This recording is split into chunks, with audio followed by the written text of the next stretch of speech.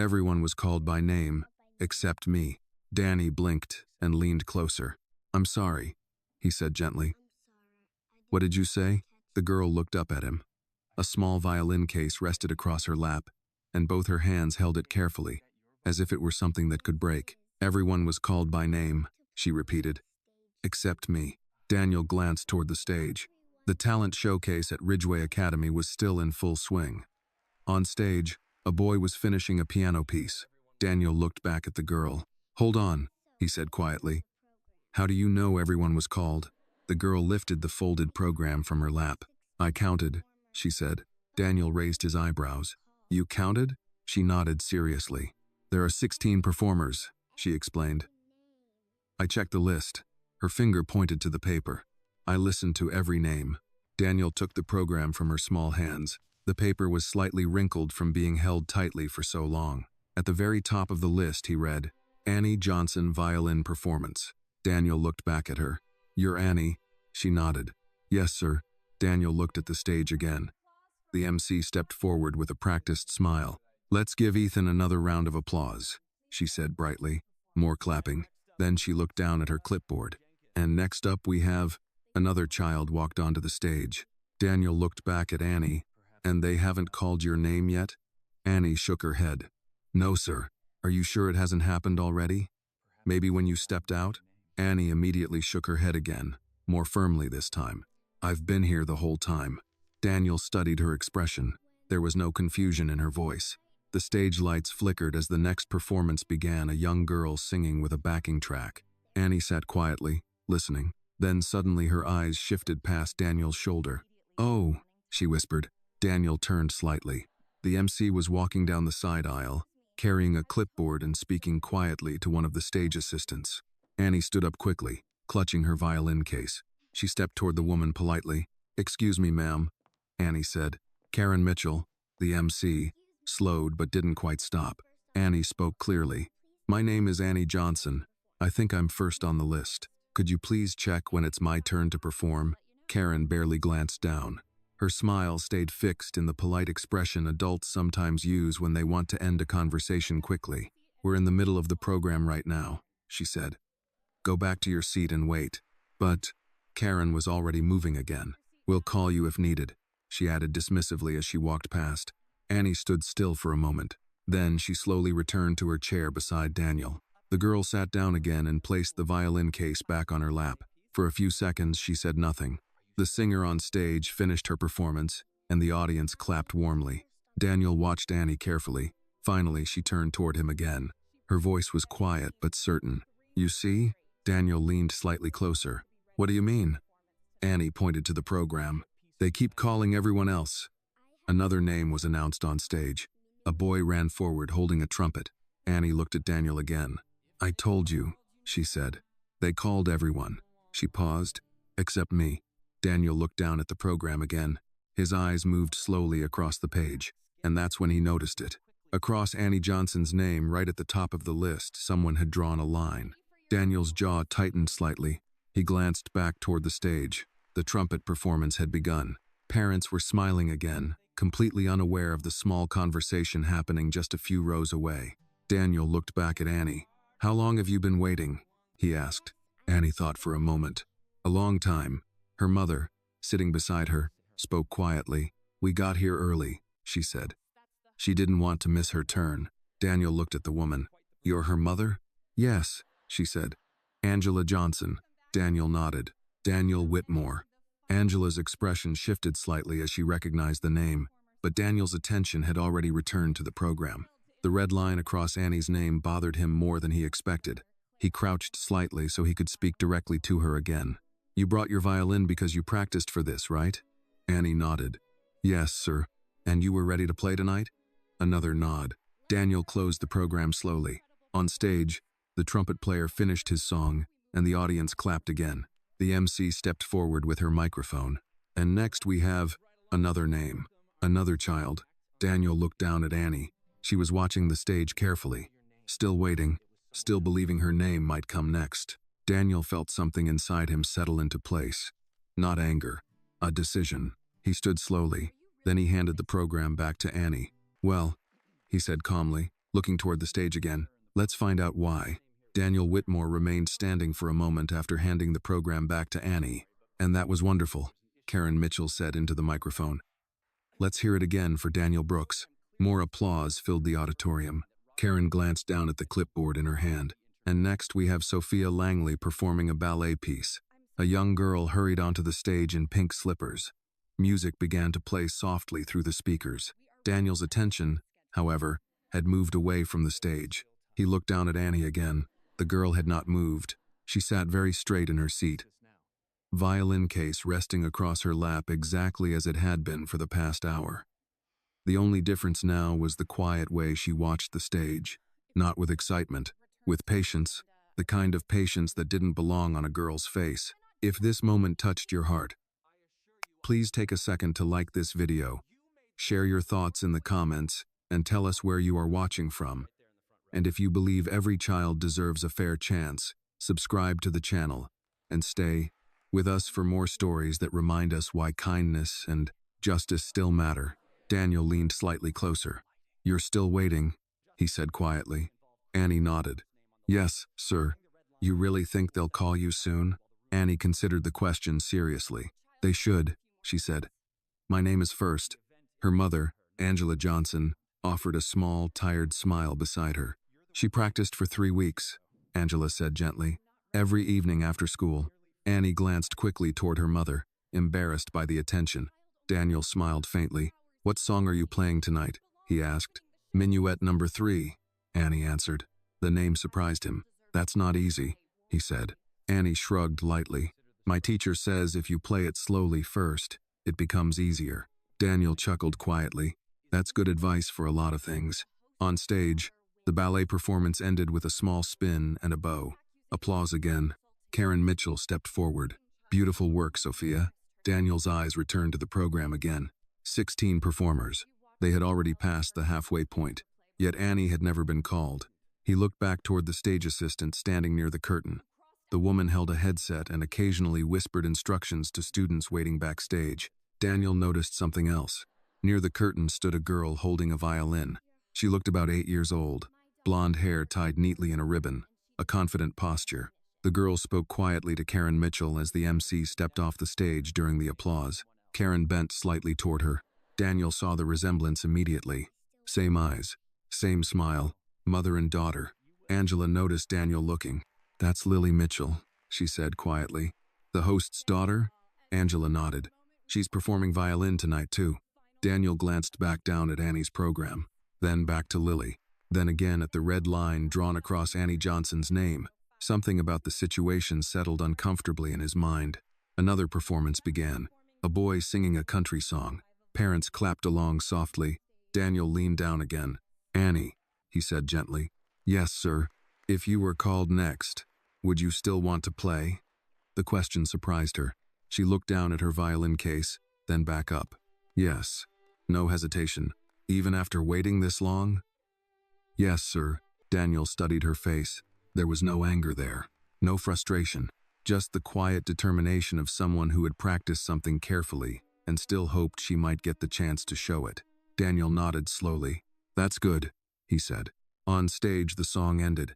Karen Mitchell returned to the microphone again. And now we're moving into the final portion of tonight's showcase. Daniel's eyes lifted. Final portion. That meant only a few performers remained. Karen looked down at her clipboard. And next we have Lily Mitchell performing a violin solo. Applause immediately grew louder than before. Several parents near the front leaned forward with interest. Angela's eyebrows lifted slightly. Daniel noticed Annie's reaction. She didn't speak, but her eyes moved to the stage. Lily Mitchell walked confidently into the spotlight. Her violin gleamed under the lights. She lifted the instrument smoothly to her shoulder. The room grew quiet. The music began. Lily played well, confident, technically strong. Parents nodded approvingly. Daniel watched Annie instead of the stage. The girl listened carefully. Her fingers moved slightly along the neck of her violin case as if following the notes. When the piece ended, the applause was enthusiastic. Karen Mitchell clapped proudly as her daughter bowed. Wonderful performance. Lily smiled and walked off stage. Karen returned to the microphone again. And our next performer tonight. Daniel straightened slightly. Surely Annie's turn had to come. Karen looked down at the clipboard again. And next, we have Tyler Jenkins, with a guitar solo. Daniel blinked. Tyler Jenkins hurried onto the stage with his guitar. Daniel slowly turned his head toward Annie. The girl hadn't moved, but something had changed. Her fingers were now holding the violin case more tightly. Daniel crouched again beside her. "Did you hear that?" he asked softly. Annie nodded once. "That wasn't your name," he said. "No, sir. And you're still first on the list?" Annie unfolded the program again. "Yes." She showed him the page once more. Annie Johnson Violin Performance. Still at the top, still crossed out. Daniel's jaw tightened. He glanced toward the stage again where Tyler began strumming his guitar. Then his eyes moved to the side of the stage. Karen Mitchell stood just behind the curtain now, chatting with two parents while occasionally glancing toward the audience. Daniel stood slowly. Angela noticed. "You're really going to say something, aren't you?" she asked quietly. Daniel looked back at her. His voice remained calm. "Yes." Angela hesitated. "We don't want to make trouble," she said carefully. Daniel shook his head slightly. "This isn't trouble." He looked down at Annie again. The girl was still watching the stage, still waiting, still hoping her name might finally come next. Daniel placed one hand gently on the back of the empty seat beside her. Then he said quietly, "A child shouldn't have to sit here wondering if her name was erased." Angela didn't answer. She simply watched him. On stage, the guitar performance reached its final chords. Applause rose once more. Karen Mitchell stepped back toward the microphone. "And next we have..." Daniel Whitmore began walking down the aisle. Parents moved slightly aside as he passed. Most didn't recognize him yet, but they noticed the quiet confidence in the way he moved. Daniel stopped just beside the stage. Karen glanced up. For a brief second, she looked confused. Then she noticed the banner above the stage. Whitmore Foundation Talent Showcase. Her smile faded slightly. Daniel spoke calmly. "Excuse me," he said. Karen adjusted the microphone. "Yes?" Daniel held up the folded program. "I believe someone was skipped." Karen blinked. "What do you mean?" Daniel opened the paper slowly. His finger rested on the first name, Annie Johnson. Karen's expression changed, very slightly, but Daniel saw it, and suddenly he was certain of something. This wasn't a mistake. Karen forced a polite smile. "Oh, that." Daniel waited. Karen glanced toward the audience, then back at him. "We're running a tight schedule tonight," she said. Daniel's voice remained calm. "There's still time." Karen's smile stiffened. "We'll see." Daniel looked past her toward the side aisle where Annie still sat holding her violin.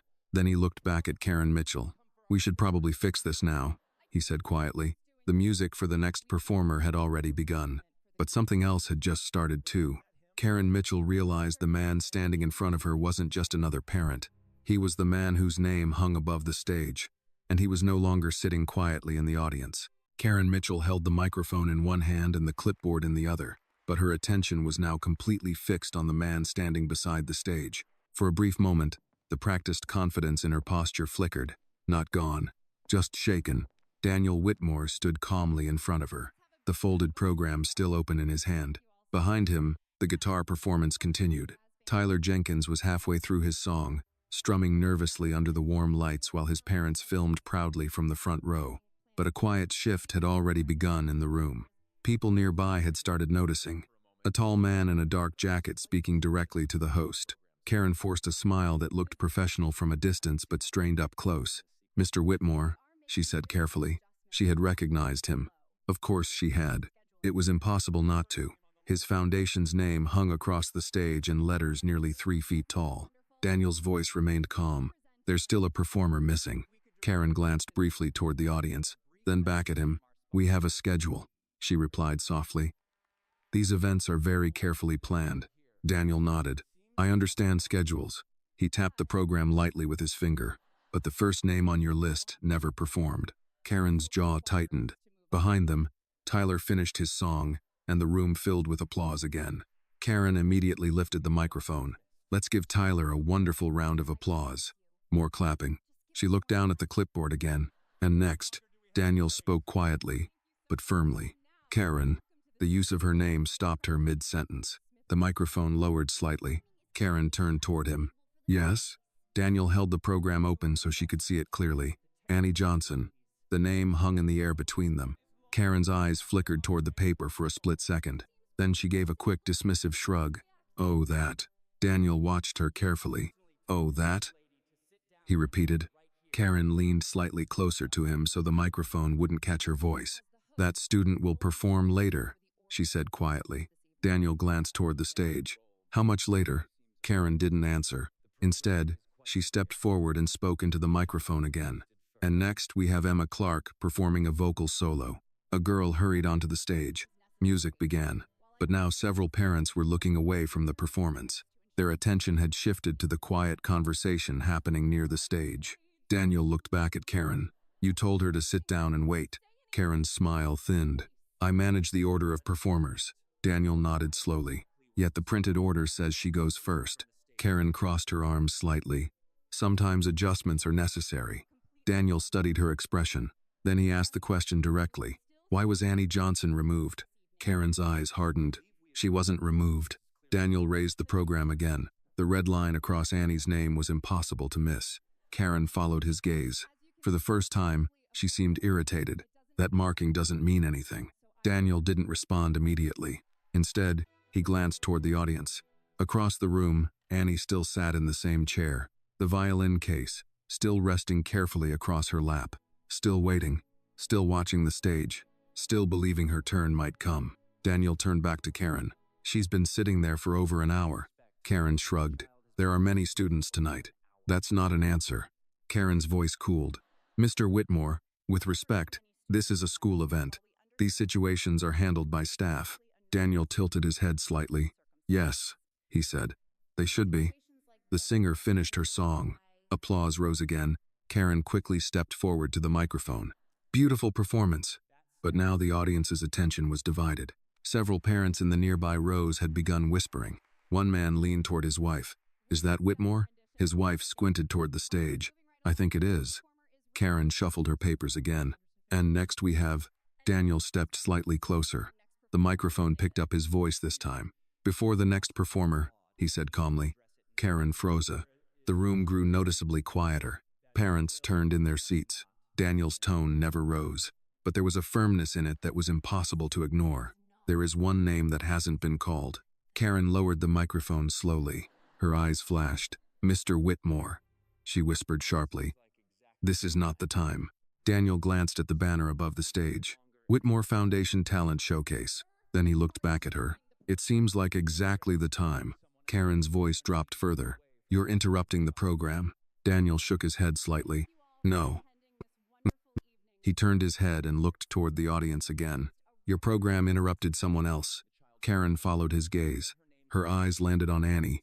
For the first time that evening, the host seemed genuinely uncomfortable. Daniel spoke quietly.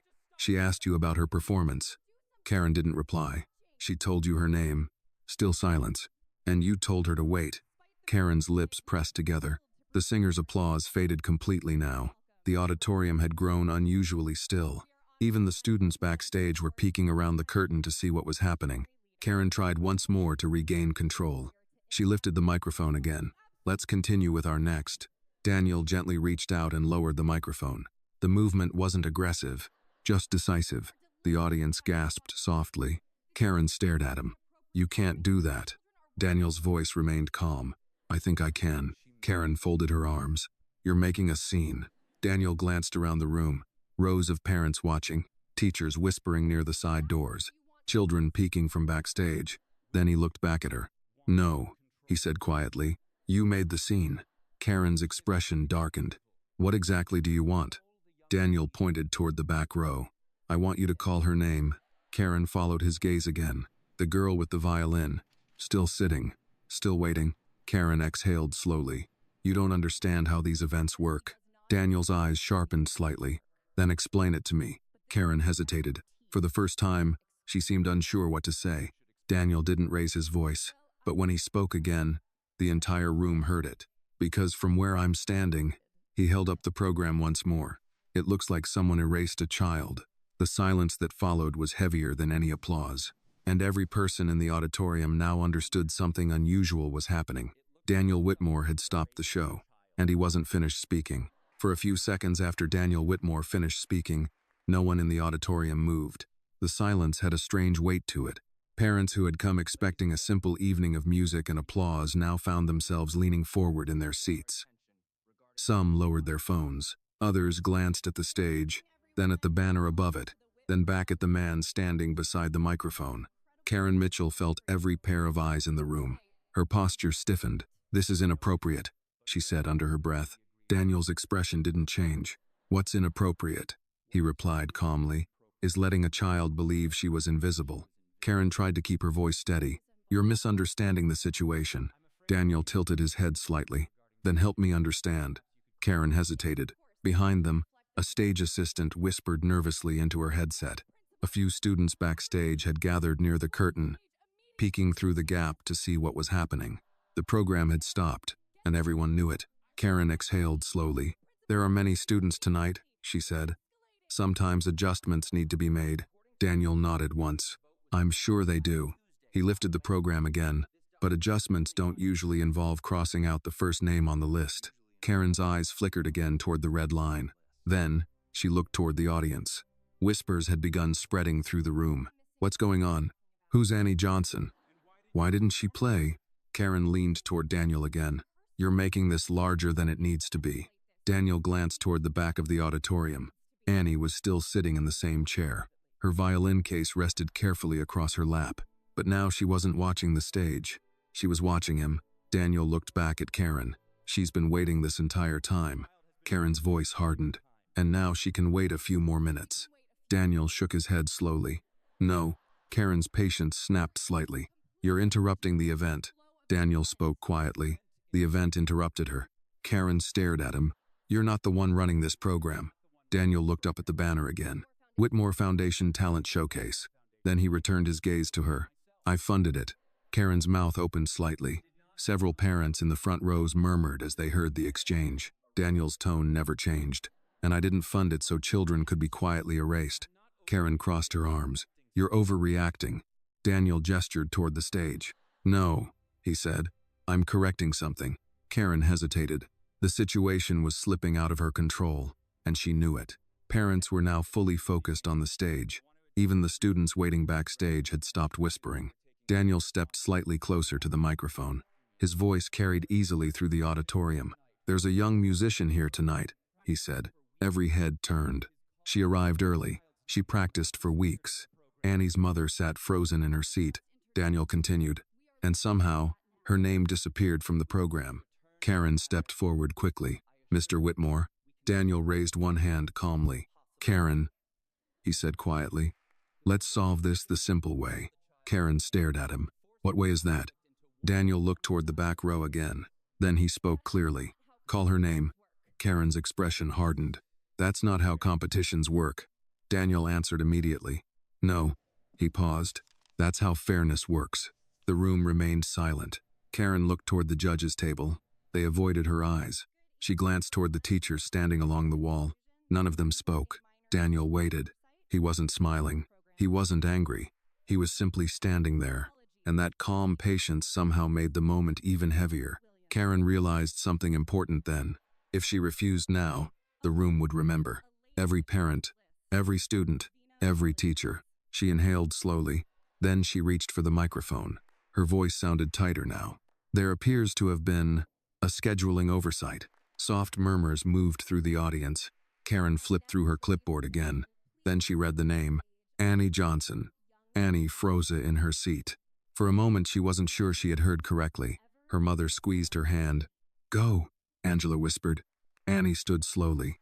Her violin case felt heavier than before, but she carried it carefully down the aisle.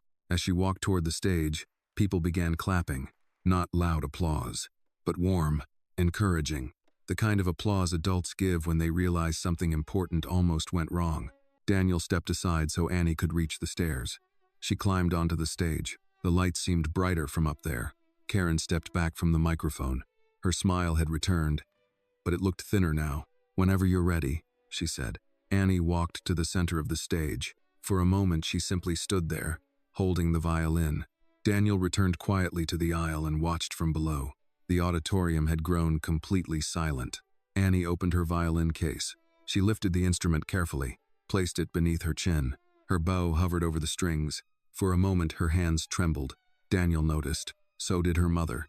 But then Annie took a slow breath, and the first note filled the room. Clear, soft, beautiful. The sound floated across the auditorium like sunlight through a window. Parents leaned forward. Teachers exchanged surprised glances. Even Karen Mitchell stopped moving. Annie played slowly at first, carefully, each note precise. But as the melody continued, something changed. Confidence returned. The music grew fuller, stronger. The final note lingered gently in the air before fading into silence. For one long second, nobody spoke. Then the applause began, louder than before. People stood, not everyone, but enough that the entire room felt different. Annie lowered her violin.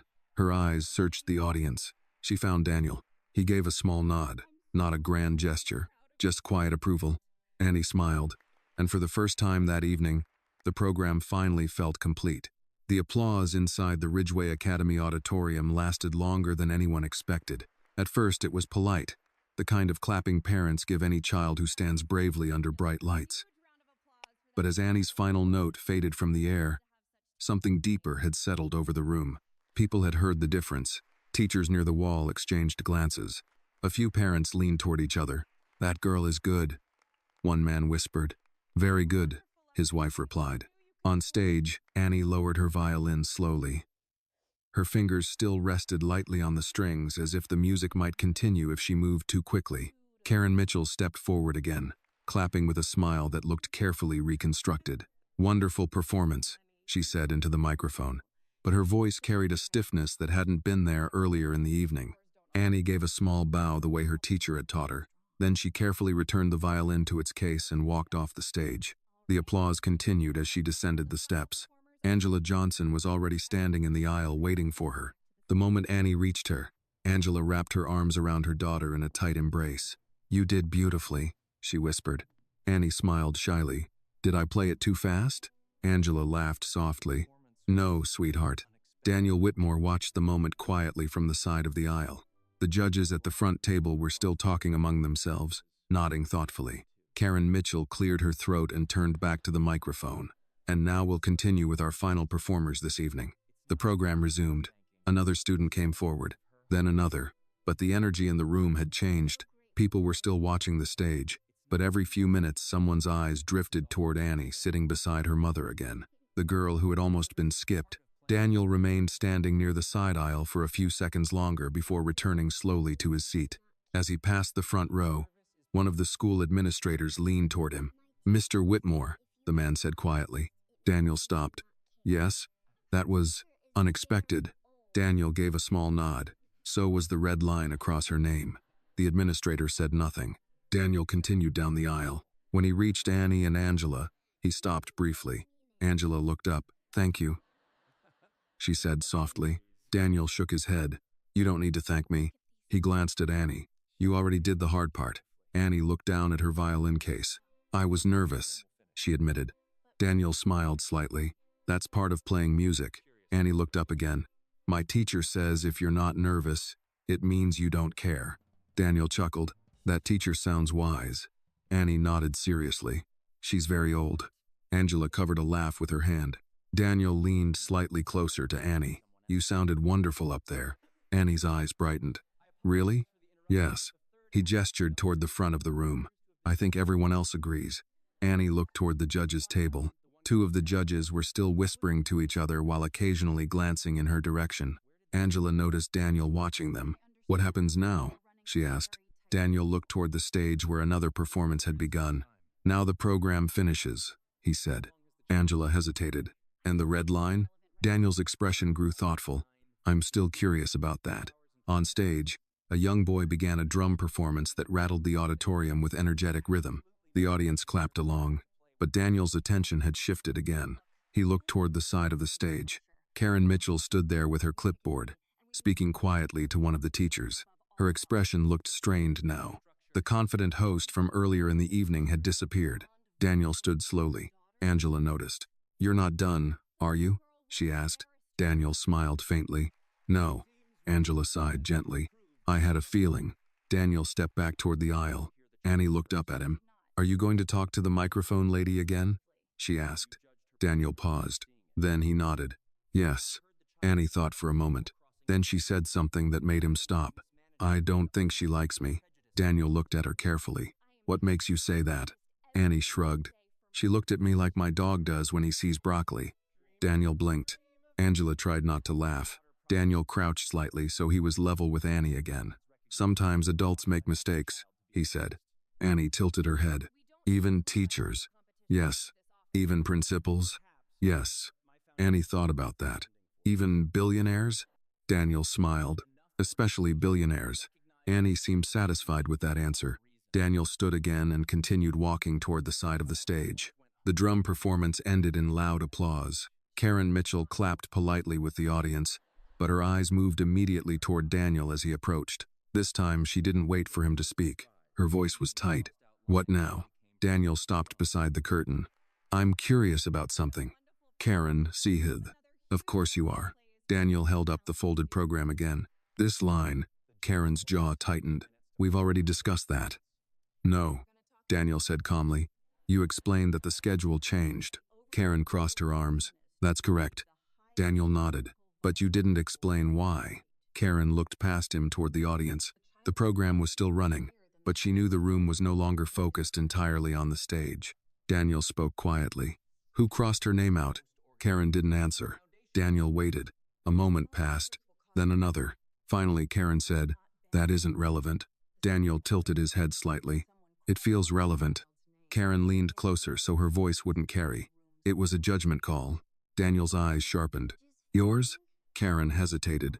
Then she said something she immediately seemed to regret. She wasn't ready. Daniel blinked slowly. She just played. Karen looked irritated now. That doesn't mean she should have opened the program. Daniel glanced back toward the audience. Annie sat quietly beside her mother again, listening to the next performer. The violin case still rested on her lap. He looked back at Karen. So the best violinist in the room. He paused. Wasn't ready? Karen didn't respond. But Daniel noticed something. Her eyes flicked briefly toward the stage curtain again, toward the spot where Lily Mitchell stood talking with another student. Daniel followed the glance, and suddenly the pieces began to fit together.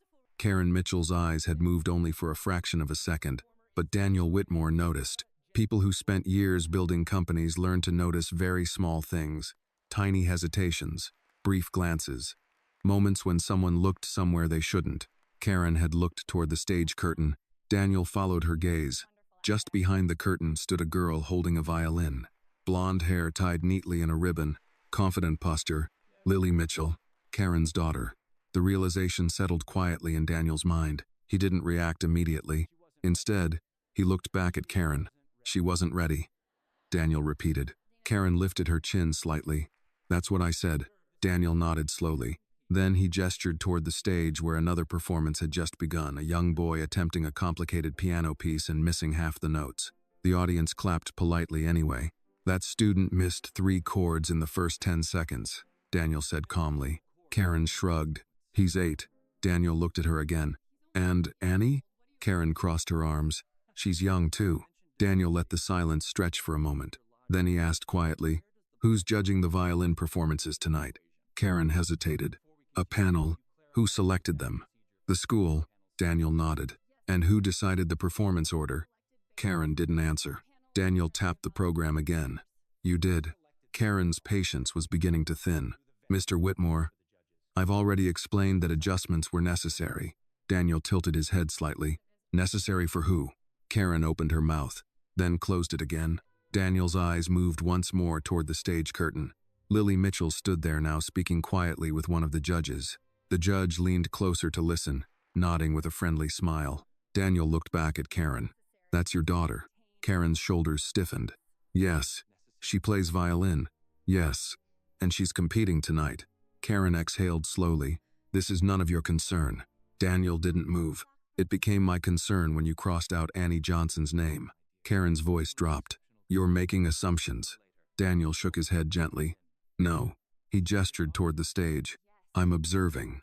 Karen glanced nervously toward the audience again. Parents were still watching the performances, but every now and then a few eyes drifted toward the side of the stage where the quiet conversation continued. Daniel spoke softly. How long has Lily been studying violin? Karen frowned. What does that matter? Who more me? Karen hesitated. 4 years. Daniel nodded. And Annie? Karen didn't respond. Daniel answered the question himself. About 2. Karen looked surprised. How would you know that? Daniel gave a small smile. I asked. Karen's jaw tightened again. That doesn't mean she belongs opening the showcase. Daniel's expression remained calm. No, he said. It just means she deserved the chance to play. Karen leaned closer. You don't understand how these competitions work. Daniel looked genuinely curious. Then explain it. Karen lowered her voice further. Parents donate money. Daniel waited. Students build reputations. Still, he waited. Karen continued. And sometimes, she said carefully, a program needs a certain structure. Daniel nodded slowly. Structure. Karen seemed relieved that he appeared to understand. Yes. Daniel glanced toward Lily again. Does that structure involve making sure your daughter wins? Karen's eyes flashed. That's insulting. Daniel shrugged slightly. It's also possible. Karen stepped back. You're out of line. Daniel held up the program again. The red line was out of line. Karen's patience finally cracked. She would have embarrassed herself. Daniel looked toward the audience again. Strange. Karen frowned. What is? Daniel gestured toward the room. Because that audience just stood and applauded her. Karen didn't reply. For a moment, the only sound between them was the distant piano performance finishing on stage. Applause rose again. Daniel studied Karen's face. Then he asked quietly, Did you watch her rehearsals? Karen hesitated. No. Did you hear her play before tonight? No. Daniel nodded once. So you crossed out her name without hearing her. Karen snapped back. I know talent. Daniel smiled faintly. Then tonight must have been surprising. Karen said nothing. The next performer was announced on stage. A young girl singing. Soft music floated through the auditorium. Daniel glanced once more toward the stage curtain. Lily was now adjusting her violin strings confidently. Karen noticed him watching. My daughter worked very hard, she said defensively. I'm sure she did, Daniel replied. Karen crossed her arms again. She deserves recognition. Daniel nodded. Probably. Karen looked relieved. But then Daniel added quietly, that recognition shouldn't require removing someone else. Karen's lips pressed together. You don't run school competitions. No. Daniel looked up at the banner again. But I fund them. Karen looked away. Daniel lowered his voice. I've built enough companies to recognize something when I see it. Karen looked back at him. What's that? Daniel tapped the program again. A decision made for the wrong reason. Karen said nothing. Daniel glanced toward Annie again. She sat quietly beside her mother, still holding the violin case carefully in her lap. Angela was speaking softly to her now, probably telling her how well she had played. Annie smiled.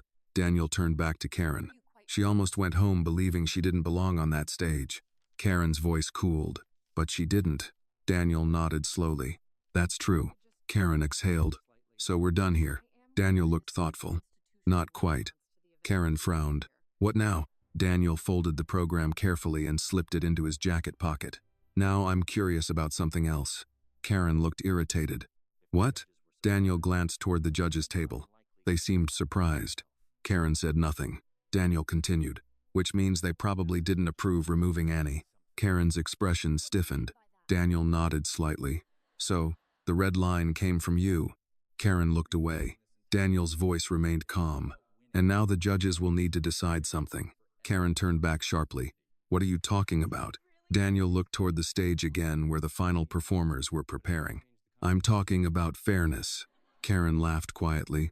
You think this changes the results? Daniel didn't smile. No. He paused. But it might change the conversation. Karen's eyes narrowed. What conversation? Daniel gestured toward the auditorium filled with parents, teachers, and students. The one that's about to happen when they ask why the best violinist tonight almost didn't play.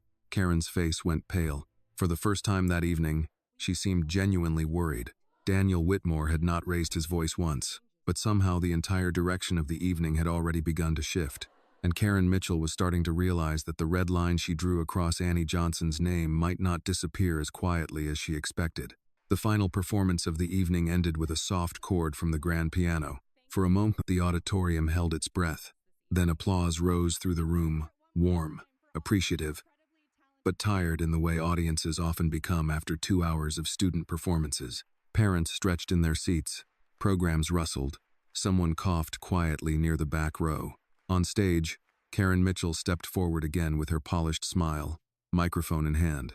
Let's give one more round of applause for all our talented students tonight. The audience clapped again, but the atmosphere in the room had changed. People weren't just applauding, they were watching. Karen felt it. Her posture remained composed, but a small tension had settled into her shoulders. At the side of the auditorium, Daniel Whitmore returned to his seat near Annie and Angela. Angela leaned toward him slightly. "What's happening now?" she asked. Daniel folded his hands calmly. "Now the judges talk." On stage, Karen continued, "Our judges will now take a few minutes to finalize their decisions. We appreciate your patience." She gestured politely toward the front row. 3 judges stood from their table and walked toward a small conference room near the stage. As they passed, one of them glanced briefly toward Annie. It was the same older woman who had leaned forward during Annie's performance. Her eyes softened slightly, then she disappeared through the door with the others. The auditorium buzzed quietly. Parents began whispering. "Who was that violin girl? She was incredible. I thought she opened the program." "She almost didn't," another parent said. Angela heard that last comment and looked down at Annie. Annie sat quietly beside her, swinging her feet gently beneath the chair. Her violin case rested against her knees. She looked up at her mother. "Do we stay now?" she asked. Angela smiled softly. "Yes, sweetheart." Annie nodded. Then she turned to Daniel. "Do judges take a long time?" Daniel chuckled. "Sometimes." "Why?" "Because grown-ups like to argue about things." Annie considered that seriously. "Like when my mom argues with the microwave." Angela laughed. "I do not argue with the microwave." "You did yesterday," Annie said confidently. Daniel smiled. "What did the microwave do?" "It beeped too much." Daniel nodded thoughtfully. "That sounds suspicious." Annie giggled. Across the auditorium, Karen Mitchell stood near the stage speaking quietly with another school administrator. Her eyes moved frequently toward the judge's conference room door. Her smile was gone now. Meanwhile, behind the closed door, the judges sat around a small table covered in score sheets. Judge number 1, the older woman with silver hair, adjusted her glasses. "Well," she said, "that was unexpected." A younger judge flipped through his notes. "You mean the Johnson girl?" "Yes. She was excellent." The third judge leaned back in his chair. "I gave her the highest technical score." The younger judge nodded. "So did I." The silver-haired woman folded her hands. "Then we're all seeing the same thing." The third judge frowned slightly. "Then why was her name crossed out in the program?" The room went quiet. The younger judge spoke carefully. "That was odd." The silver-haired judge nodded slowly. "Very odd." She tapped Annie's score sheet. "She has the highest violin score tonight." The younger judge looked surprised. "Higher than Lily Mitchell?" "Yes." The third judge leaned forward. "That's going to be a problem." The silver-haired judge looked up. "For who?" The younger judge sighed. "You know Lily's mother organized this entire event." The silver-haired woman didn't react. "I'm aware." The third judge rubbed his chin. "And the Whitmore Foundation funded it." The room grew quiet again. The younger judge looked at the others. "So what do we do?" The silver-haired judge answered calmly. "We do our job." The younger judge exhaled. "That's going to cause a scene." "Maybe." The silver-haired woman stood slowly. But the scene already happened. She pointed at Annie's score sheet. When someone crossed out a child's name, the other judges said nothing. Outside in the auditorium, Daniel watched the conference room door. Angela noticed. "You think they're arguing?" Daniel smiled slightly. "I think they're deciding how honest they want to be." Angela nodded slowly. Annie tilted her head. "Are they fighting?" Daniel shook his head. "No, they're thinking." Annie seemed relieved. "That's good." Daniel looked at her. "Why?" "Because thinking is quieter." Daniel chuckled softly. Across the room, Lily Mitchell stood near the stage, adjusting her violin strap nervously. Her friends whispered encouragement. "You were amazing." "You're totally winning." Lily smiled, but her eyes kept drifting toward the judge's door. Karen Mitchell approached her daughter. "You did beautifully," she whispered. Lily nodded. "Do you think I'll win?" Karen forced a confident smile. "Of course," but her voice lacked its earlier certainty. At that exact moment, the conference room door opened. The 3 judges stepped out. The room grew quiet. Parents turned toward the stage. Karen straightened her posture instantly and walked back to the microphone. "Thank you all for your patience," she said brightly. "The judges have reached their decisions." Applause rippled through the room. Karen glanced briefly at the judge's papers. Then her smile flickered. Just for a second. Daniel saw it. So did Angela. Karen cleared her throat. We'll begin with the category for vocal performance. Several awards were announced. Students walked to the stage. Parents applauded. But the entire room was waiting for one category. Finally, Karen looked down again. And now, she said slowly, our violin division. The room grew very still. Annie looked up at her mother. Angela squeezed her hand gently. Karen read from the paper. Third place. A name was announced. Applause. Second place. Another student. More applause. Karen hesitated before reading the final line. The hesitation lasted less than 2 seconds, but it felt longer. Daniel leaned slightly forward. Angela held her breath. Annie looked up at the stage without moving. Karen's voice came out a little tighter now. And first place. She stopped. Her eyes moved toward the judges. The silver-haired judge gave a small nod. Karen looked back down at the paper. Annie Johnson. For half a second, the room was silent. Then applause exploded across the auditorium. Annie blinked. Once, then twice. She looked at her mother. Mom. Angela was already crying. Yes, sweetheart. You won. Annie looked stunned. But, she glanced toward the stage. I almost didn't play. Daniel smiled quietly. Exactly.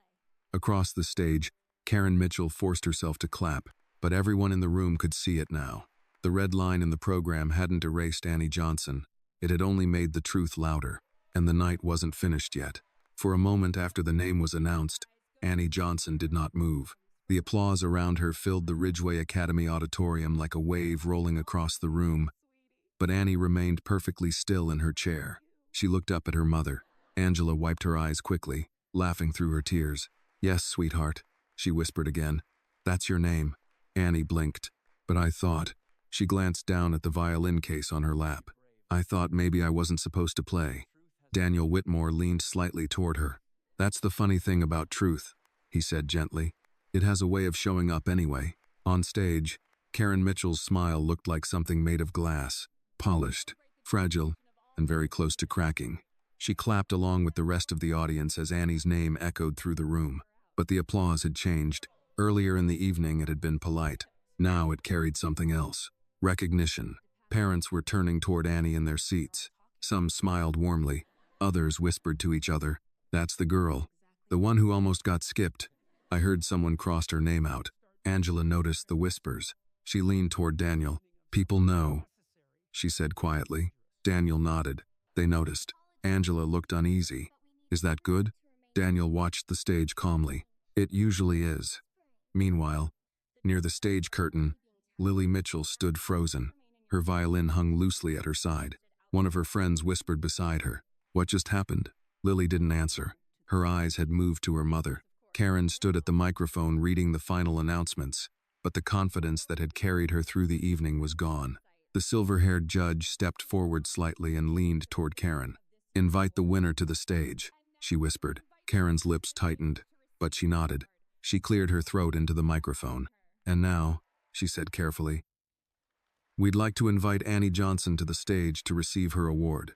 The audience applauded again. Angela nudged Annie gently. Go on. Annie stood slowly. Her violin case slid from her lap into her hands. She hesitated. Do I bring it? Angela smiled. You should. Daniel leaned back in his seat, watching.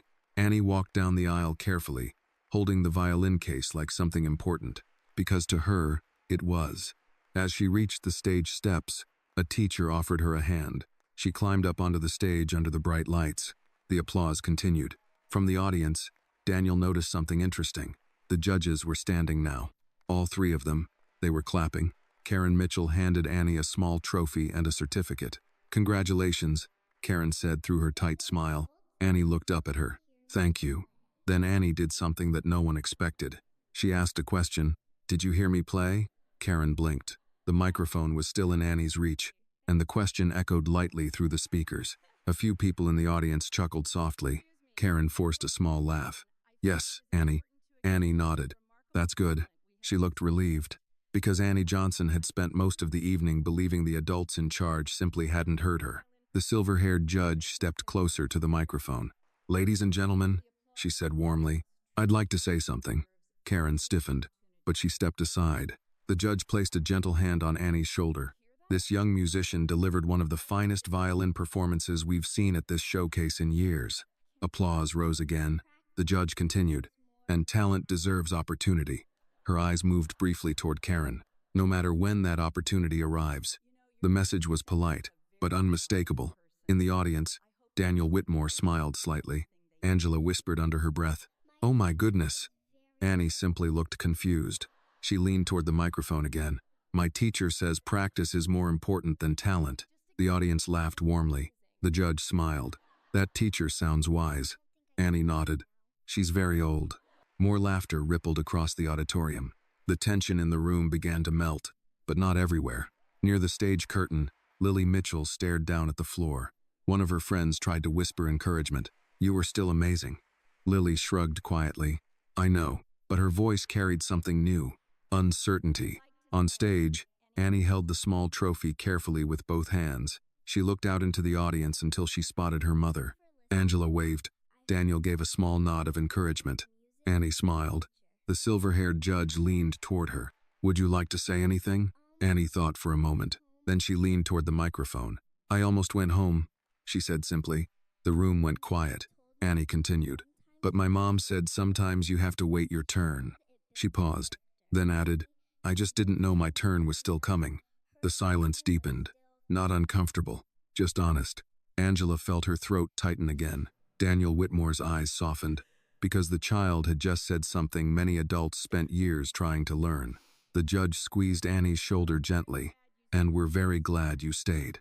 The applause that followed was the loudest of the night. But across the stage, Karen Mitchell felt the ground shifting beneath her.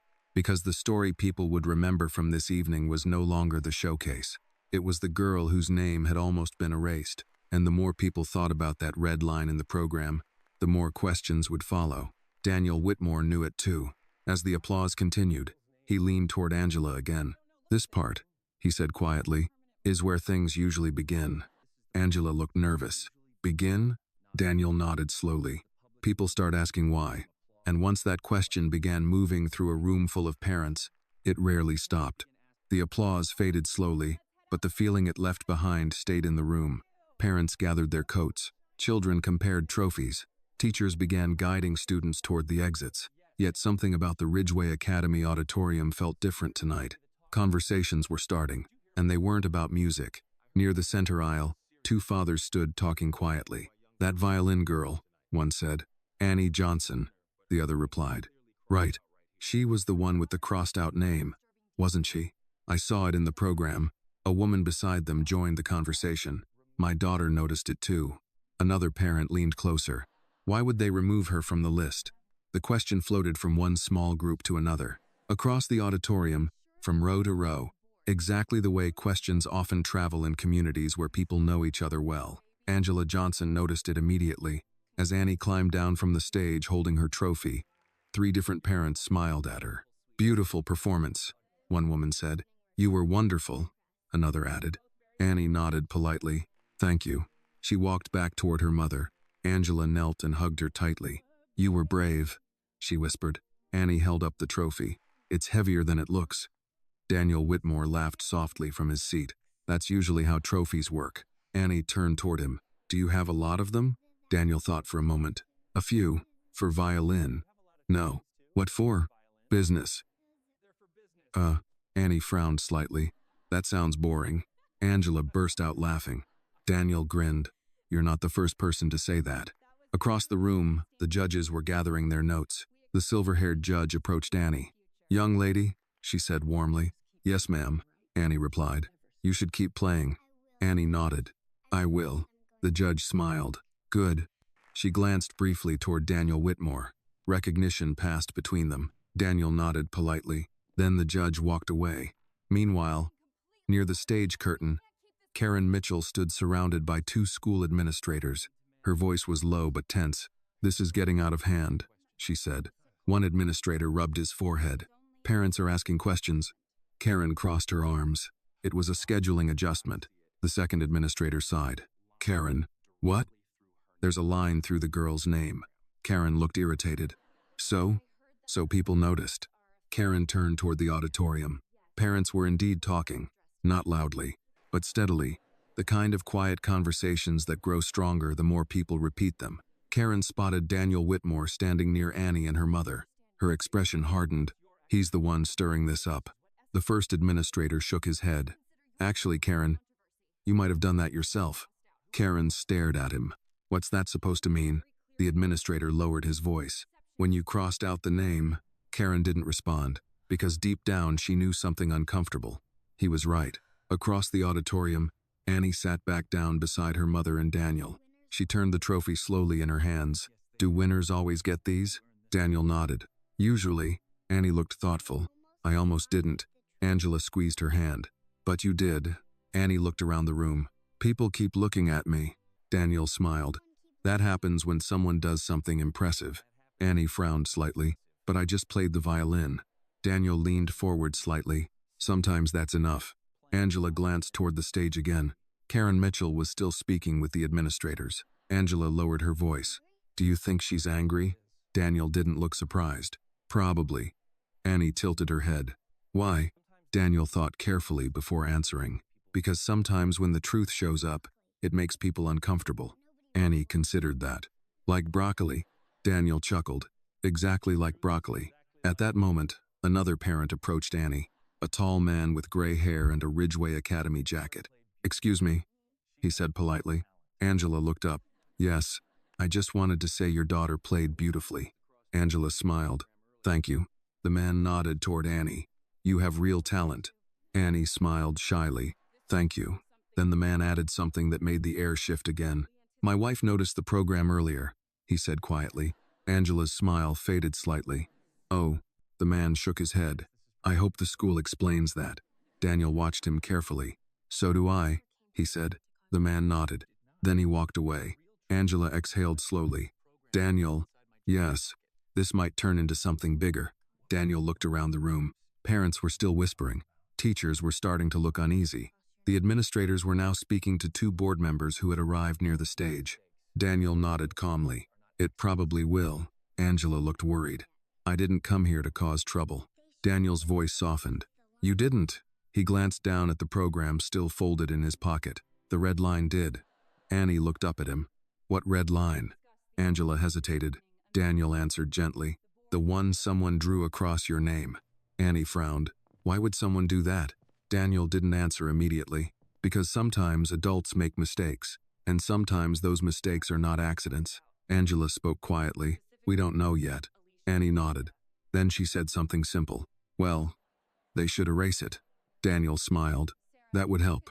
Across the auditorium, Karen Mitchell suddenly noticed something that made her stomach drop. Two members of the Ridgeway Academy board had arrived, and they were walking directly toward her. The taller of the two held a copy of the program in his hand. With Annie Johnson's name crossed out in red, Karen felt the ground beneath her shift again. Because when board members start asking questions, those questions rarely stay small. And tonight, the story of a girl whose name had almost disappeared from the program was only beginning to spread. The conversations in the Ridgeway Academy auditorium had not quieted. If anything, they had grown more focused. Parents were no longer simply congratulating the performers. Small clusters had formed across the room, and the same question kept resurfacing, again and again. Why had Annie Johnson's name been crossed out? Near the stage, Karen Mitchell saw the two board members approaching. One of them, Thomas Bradley, had served on the Ridgeway Academy board for nearly 15 years. He was a retired judge with the calm posture of someone who had spent decades listening before speaking. Beside him walked Margaret Lewis, a longtime donor to the school and chair of the Academy's Parent Advisory Council. Both of them held programs in their hands. Both of those programs contained the same red line. Karen forced a polite smile as they reached her. Thomas, Margaret, she said. Wonderful event tonight, isn't it? Thomas Bradley looked down at the paper in his hand. It was, he said evenly. Then he lifted the program slightly. Until we noticed this. Karen's smile stiffened. Oh, that. Margaret Lewis studied her carefully. Yes, she said. That. Karen let out a small breath. It was simply a scheduling adjustment. Thomas didn't react. He had spent too many years in courtrooms to be satisfied with the first answer someone gave. An adjustment, he repeated. Karen nodded quickly. Yes. The program order changed during rehearsal. Margaret glanced at the stage where Annie still stood talking to one of the judges. The girl won first place, Margaret said. Karen hesitated. Yes. Thomas looked at the red line again. Then the adjustment seems unusual. Karen felt the pressure building. Well, sometimes students aren't ready. Margaret's eyebrows lifted slightly. She sounded ready to me. Karen said nothing. Thomas folded the program slowly. Karen, he said calmly, let me ask you something very directly. Karen forced another smile. Of course. Who crossed out this name? Karen's fingers tightened around her clipboard. I did. The admission hung in the air. Margaret glanced at Thomas. Thomas nodded once. And why? Karen felt heat creeping into her face. I believed the performance order needed to be revised. Margaret tilted her head, but only one name was crossed out. Karen didn't respond. Thomas's voice remained steady. Was the judging panel informed? Karen hesitated again. No. Margaret folded her arms. So the judges believed she was always scheduled to perform? Karen nodded reluctantly. Yes. Margaret exhaled. That's troubling. Karen quickly defended herself. She still performed. Thomas nodded. Yes. He paused. But not because of the program. Karen followed his gaze. Across the auditorium, Daniel Whitmore stood beside Angela and Annie. Karen's jaw tightened. Thomas noticed the look. Mr. Whitmore seems interested in the situation. Karen's voice sharpened. He interfered. Margaret raised an eyebrow. He asked questions. Karen crossed her arms. Exactly. Thomas gave a faint smile. That tends to happen when something unusual appears in writing. Karen said nothing. Margaret looked toward Annie again. She's talented.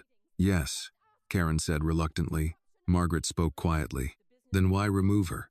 Karen's patience finally cracked. Because this is a structured event. Thomas remained calm. Meaning? Karen exhaled sharply.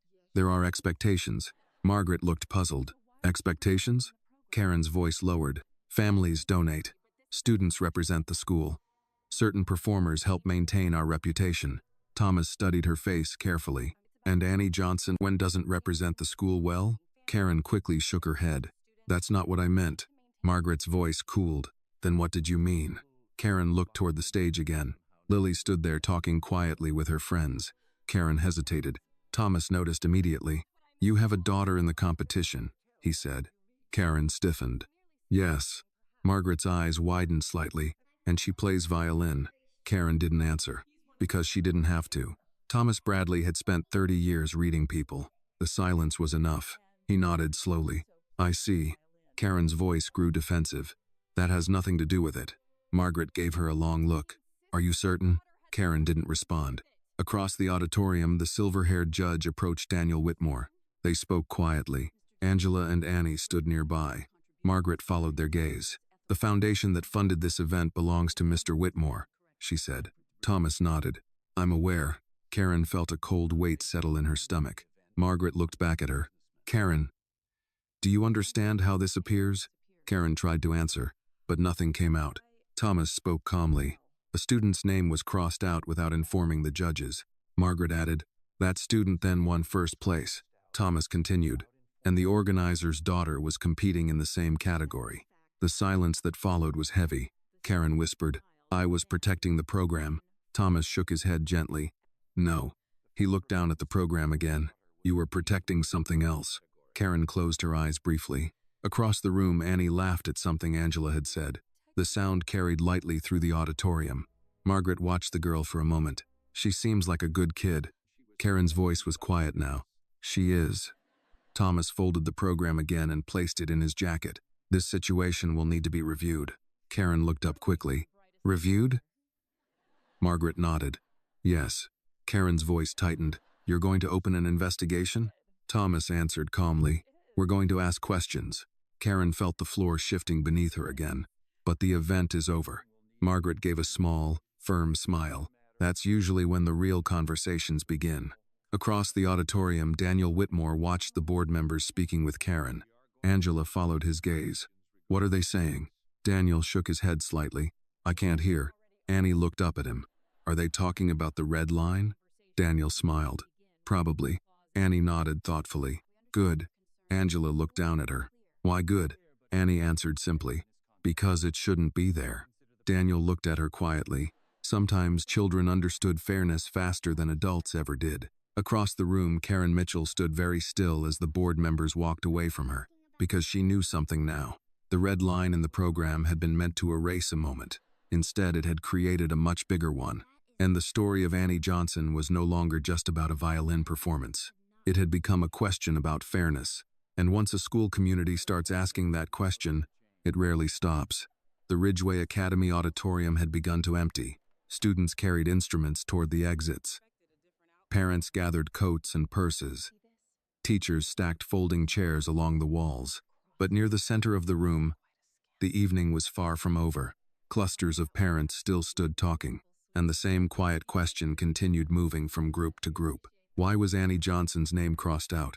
Angela Johnson felt the attention when she walked with Annie toward the exit aisle. Henceforth, people smiled warmly at them. Your daughter was wonderful. That was a beautiful performance. Angela thanked them politely, but she could also feel the curiosity beneath the compliments. Across the room, Daniel Whitmore stood with the silver-haired judge and one of the board members, Thomas Bradley. Their conversation was calm but serious. Annie noticed. She tugged gently at her mother's sleeve. Mom. Yes? Are the grown-ups still thinking? Angela followed Annie's gaze. Daniel and the board members were still talking. Yes, she said softly. I think they are. Annie nodded approvingly. That's good. Angela smiled faintly. Meanwhile, near the stage, Karen Mitchell stood alone. The administrators who had been speaking with her earlier had stepped away. Now several members of the Ridgeway Academy board had gathered near the judge's table. Karen could see them speaking with Daniel Whitmore. Every few seconds someone glanced toward her. She knew exactly what that meant. The conversation was about her. Thomas Bradley finally approached Daniel directly. Mr. Whitmore, he said calmly. Daniel extended his hand politely. Judge Bradley. Thomas smiled slightly. I'm retired, but the title tends to follow me around. Daniel nodded. It usually does. Margaret Lewis joined them. We appreciate your support of tonight's event, she said. Daniel gave a small smile. It's a pleasure to support young musicians. Thomas looked toward Annie across the auditorium. She certainly deserved the opportunity. Daniel followed his gaze. Yes. Thomas studied Daniel carefully. You noticed the program earlier? Daniel nodded. I did. Margaret folded her arms thoughtfully. Did Annie notice it too? Daniel shook his head. No. He paused. She thought everyone else was being called first. Margaret's expression softened. Thomas looked down briefly at the program still in his hand. The board will be reviewing this situation, he said. Daniel nodded once. I assumed you would. Thomas studied him again. You didn't raise your voice tonight. Daniel smiled faintly. That rarely helps. Margaret chuckled. That's true. Thomas asked one more question. Why did you step in? Daniel looked toward Annie again. She was laughing quietly while Angela fixed a loose string on the violin case. Then Daniel answered simply, because she believed she didn't belong on the stage. Thomas nodded slowly. That's a powerful moment for a child. Daniel's voice remained calm, and a dangerous one. Margaret understood immediately. Yes, she said quietly. Those moments stay with people. Across the auditorium, Karen Mitchell watched the conversation unfold. Every word between Daniel and the board members made her more uneasy, because she understood something now. Daniel Whitmore had not tried to embarrass her. He had simply refused to ignore the situation, and that was much harder to defend against. A few minutes later, Thomas Bradley approached Karen again. Karen, he said gently. Karen straightened. Yes? Margaret stood beside him. We're going to schedule a formal review with the board. Karen's voice tightened. A review? Thomas nodded. Yes. Karen crossed her arms. This was a small scheduling decision. Margaret shook her head slowly. No. She lifted the program. This was a decision that affected a child. Karen felt the words land heavily. Thomas continued calmly. We need to understand how it happened. Karen's voice lowered. You think I did it intentionally? Thomas answered carefully. We think we need answers. Karen looked toward the auditorium again. Parents were still talking. Teachers were beginning to leave. But Annie Johnson still stood near the aisle holding her trophy. And every now and then another parent stopped to congratulate her. Karen closed her eyes briefly, because the moment she had tried to control had grown far beyond her reach. Across the room, Annie walked back toward Daniel. Mr. Whitmore? Yes? She held up the small trophy. Do you think my teacher will be proud? Daniel smiled warmly. I'm certain of it. Annie nodded happily. Angela looked at Daniel. You didn't have to stay this long. Daniel shrugged lightly. I like seeing how stories end. Angela glanced toward the board members, speaking again with Karen. I'm not sure this one is finished. Daniel followed her gaze. You're right. He looked back at Annie. Some stories take a little longer. Annie tilted her head. Like when my grandma tells stories? Daniel chuckled. Yes, those take forever. Angela laughed. Across the auditorium, Thomas Bradley watched Annie for a moment. Then he turned to Margaret. That girl handled herself well. Margaret nodded. She did. Thomas looked toward Karen again, which makes the decision to remove her even harder to explain. Margaret folded her arms. The board will expect honesty. Thomas agreed. Yes, because Ridgeway Academy had built its reputation on fairness, opportunity, and community trust. And tonight, one red line across a program had raised questions about all three. Near the exit doors, Annie suddenly stopped walking. Mom? Angela looked down. Yes. Next year, can I play again? Angela smiled. I think that would be a wonderful idea. Annie looked at Daniel. Will you come watch again? Daniel considered the question seriously. I think I will. Annie nodded happily. Good. She paused. And next time I hope my name is still there. Daniel looked down at her. It will be. Because by the time Ridgeway Academy held another showcase, everyone in that building would remember exactly what happened the night Annie Johnson almost disappeared from the program. And no one would ever want to see a red line like that again. 2 weeks later, the Ridgeway Academy auditorium looked very different. The bright stage lights were off. The violin stands and microphones were gone. Rows of chairs had been arranged neatly facing a long table at the front of the room. It was not a concert tonight. It was a meeting. Parents filled most of the seats, speaking quietly among themselves while members of the school board organized documents at the front table. The atmosphere carried a calm seriousness that often appears when a community understands something important must be addressed. Angela Johnson sat near the middle row. Annie sat beside her, swinging her feet slightly above the floor. Her violin case rested on her lap again. Not because she was performing, because Annie had insisted on bringing it. Just in case, she had said earlier. Angela smiled at the memory. Across the room, Daniel Whitmore entered quietly and took a seat a few rows behind them. Several parents recognized him now. A few nodded respectfully. Daniel returned the nods politely, but he kept his attention on the front of the room, because the meeting was about to begin. At exactly 7 o'clock, Thomas Bradley stood from his chair. The quiet conversations in the room faded. Good evening, he said calmly. Thank you all for coming.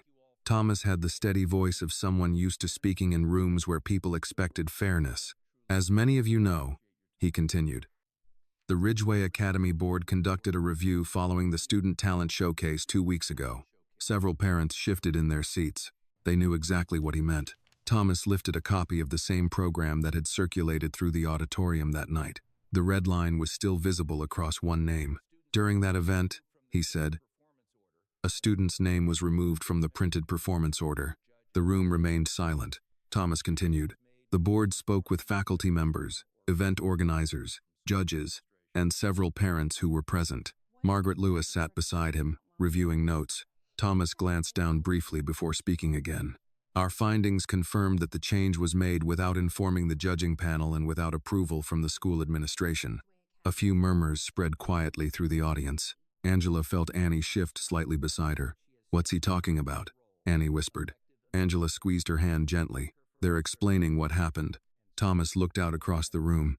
This action did not reflect the values Ridgeway Academy holds for fairness and opportunity.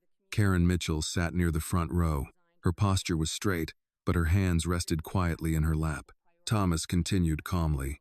Mrs. Karen Mitchell has stepped down from her role as event coordinator and PTA chair. The room remained quiet, not angry, not triumphant, just thoughtful. Margaret spoke next. Events at Ridgeway Academy will now follow new guidelines to ensure transparency in judging and performance selection. She smiled gently. No student's opportunity will ever again depend on someone quietly crossing out a name. Across the room, Annie looked up at her mother. That's about the red line, she whispered. Angela nodded softly. Yes. Annie thought about that for a moment. Then she whispered again. So they erased it? Angela smiled. Yes, sweetheart, they did. At the front of the room, Thomas looked down at his notes one last time. There is one more thing, he said. He looked toward the audience. Tonight, we would also like to recognize the student whose performance reminded this community why these events exist. Several parents already knew the name that was coming. Thomas smiled warmly. Annie Johnson. The room filled with gentle applause. Annie blinked in surprise. Angela nudged her softly. That's you. Annie stood slowly. She didn't walk to the stage this time. She simply turned toward the room. Thomas continued. Talent should never be hidden. Margaret added kindly. And courage deserves recognition. The applause grew stronger. Across the room, Daniel Whitmore clapped quietly, not because Annie had won a competition, but because she had helped an entire school remember something important. When the applause faded, Annie sat down again. She leaned toward her mother. Mom? Yes. Can I still play violin next year? Angela smiled. I hope you play it for a very long time. Annie nodded. That's good. Then she turned slightly and spotted Daniel sitting behind them. She waved. Daniel waved back. After the meeting ended, parents slowly began leaving the auditorium. Several stopped to speak with Angela. Your daughter inspired a lot of people. She handled herself beautifully. Angela thanked them warmly, but Annie was already walking toward Daniel.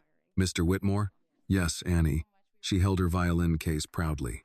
My teacher says if you practice long enough, music can change how people feel. Daniel nodded thoughtfully. I believe she's right. Annie tilted her head. Did my music change something? Daniel looked around the auditorium. Parents were leaving. Teachers were smiling. Board members were shaking hands. And the program with the red line had quietly disappeared from the table. Yes, he said gently. I think it did. Annie smiled. Good. She thought for a moment, then asked, Do you think the school will remember? Daniel looked toward the stage where the meeting had just ended.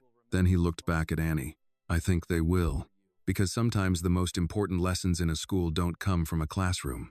They come from a quiet moment when a child refuses to believe she doesn't belong, and a community decides to listen. Annie Johnson had come to Ridgeway Academy that night with a violin, a program, and a name someone tried to erase. She left with something much stronger, her music, her voice, and the knowledge that, when fairness matters, sometimes all it takes to change a room is the courage to stay and play, and that is where the story gently ends. This story reminds us that fairness often depends on the courage of people who refuse to look away. A single decision like crossing out a child's name can quietly take away someone's opportunity and confidence. But when someone chooses to stand up for what is right, even in a calm and respectful way, truth has a chance to be heard. Annie's story teaches us that talent deserves opportunity, children deserve dignity, and adults carry the responsibility to protect both. Sometimes justice does not arrive with anger or noise. It arrives through patience, honesty, and the simple courage to make sure no one is left outside the gate. This video is a work of fiction created with the assistance of artificial intelligence. All characters, events, and situations are not real and do not represent any actual people or true stories. The content is intended for storytelling and emotional illustration only.